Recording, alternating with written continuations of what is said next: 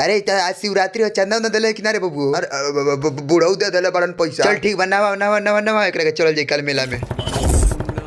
चूसता देवरा नवाओ रे नवाओ।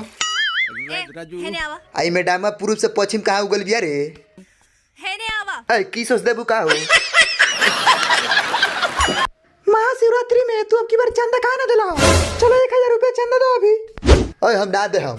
देखो मैडम हमरा लगे खाए पिए का पैसा है ही नहीं खे। अब 20-30 रुपया रहेला तो रोज हम खैनी वैनी खाने, ठीक बा? ए सुनो देखो देखो देखो हमनी के लगे पैसा नहीं खे तो शिवरात्रि में हमनी चंदा कैसे दिए बताओ? बाबू बैंक लूटे के पड़ी, बैंक बैंक क्या बोल रही है ये? ठीक बा चाचा, ठीक बा बैंक लुटाई, लेकिन सुना हमार बतिया केहू कह के अब की बार चंदा दे ही का पड़ी यार। 100 रुपया हो बोल बबू। 2000 दबा का सरो केरा। देख भाई, 10,000 के बात नहीं के, बात ही हुआ बा कि हमने लगे 1 रुपया नहीं के खाए पिए का, ठीक बा? आ केहू चंदा दे ही के बा रे, तो फिर खाना कैसे खाई जाई रे?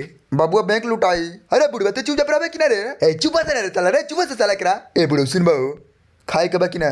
खाए के बा तो चंदा दिया ही। हाँ दिया ही, तो फिर खाना केन खइबो रे? पहले चंदा देने जाके।